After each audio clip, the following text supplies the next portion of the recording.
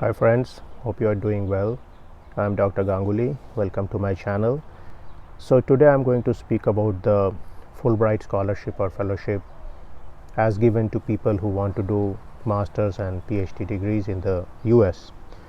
And essentially the US Department of State gives these fellowships out to people in foreign countries, and the aim is to cultivate friendly relations between the foreign countries and the US. So let's see how you can take advantage of some of these fellowships. So essentially the master's degree fellowship is for 2 years and the PhD fellowship is for 4 years, and that can go up to 5 years. You get a stipend, you get airfare to the US and back, and essentially this fellowship will cover all the disciplines. So you can be in humanities, you can be social sciences, you can be in technical fields, and you can get these fellowships. Now essentially if you are applying for the Master of Science program, you need to have a 4-year degree.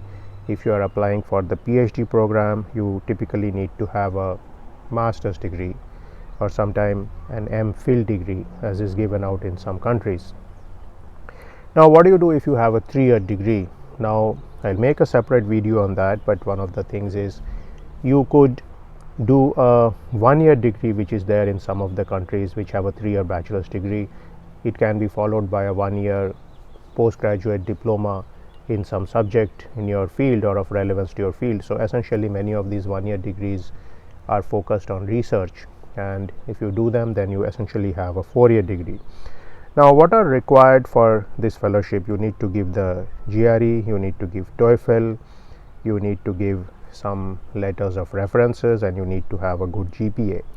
Now as I have discussed before, GRE is very important because it essentially measures your quantitative and verbal skills, and these are the two skills which you need to do research. And whenever you are doing masters and PhD, you are going to do research. So you are going to do research in the problem which has been given to you or which you have found out by doing a literature survey, and then you are going to write papers and a thesis on this problem. So this requires a high level of verbal skill and a high level of quantitative skill, so that's why they like the fact that you have a good GRE score.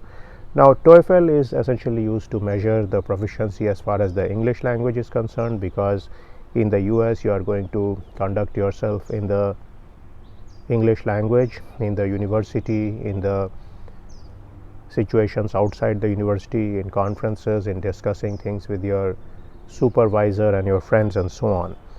Now beside this, you need to write a personal statement of purpose, and you need to give your research aims here. Now again, in the personal statement of purpose, you bring out the fact that how your past studies and education has led to a state where you would greatly benefit from doing this master's or PhD degree, and how this is going to significantly help your home country when you return back to your home country. So this is one of the cases you need to make in Fulbright. Essentially the US government is paying you this money so that you do something in US, and then you have improved your skill and value as a person, and then you can go back to your home country and do some improvement there. It's also useful, of course, if the research you are doing is also of use to the US and to your guide, because you need to approach a person and ask him or her to be your supervisor for this project, and you need to find out a university, you need to find a professor, and so on. Now of course this professor is generally going to be happy to host you because you are bringing your own funding, and if you get the Fulbright, that is a feather in the cap of the university. It is considered a very prestigious fellowship, but still you have to make the case with the professor as to what is the research you are going to do in US and why you want to do it in his or her lab. Now one of the things I will suggest to you in crafting any research proposal is that make it focused on important social topics. So this will greatly increase your chance of getting in. So if you are interested in things such as climate change, social issues, healthcare, how to improve healthcare through the use of computation and information technology, how to help the situation of women and marginalized communities throughout the world, these are topics which are going to resonate well with various professors and with the people in the Fulbright committees and so on. Now Once you have done all these things, this whole package, the application form, you have created your scores, the reference letters, the proposal, the name of the university, the name of the host, all this will essentially go to the Fulbright people, and they are going to send it to some external referees, and then at the end of the day they are going to shortlist a number of cases, and you are going to be called to the consulate or embassy of the US in your home country. Now remember that there are differences between each country as far as how the Fulbright is conducted, so you need to go and check that out. So that may be variable depending on your case. Now once you are called to this interview, this is going to be for 15 minutes, and they are going to mostly ask you questions about your project, about the motivation for your going to the United States to do the particular degree you are seeking. And also they will ask you questions such as, why did you pick this university, why did you pick this supervisor, why do you need to go to US to do the research, can't you do this in your home country, and so on. So have some good reply for all these kind of situation. Now one of the things they always look at, and this is a US predilection, is for your motivation and leadership qualities. So essentially remember that they are not just looking for technical excellence here.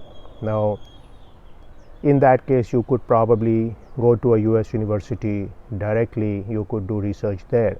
Now one of the things they are looking for in the Fulbright is that you have some leadership qualities and you have some vision about how to use the knowledge you have gained back in your home country. So that's something very important. And one more thing they look at is how you can be a cultural representative of your home country in the United States. So these are possible if you are somebody who represents aspects about your home country. Sometimes your research topic is such that it can only be done by someone from your home country, and you also pick up a problem which is of great relevance to your home country, and it will bring the knowledge of your home country to the US professor, to the US university and the people in general, and that is going to improve the scholarship level at the US university. So that is one of the aims of the Fulbright fellowship. So this was my take on the Fulbright fellowship or scholarship program for doing master's and PhD degree in the United States. I hope you benefit from this video, and I will see you in a video sometime soon. See you then.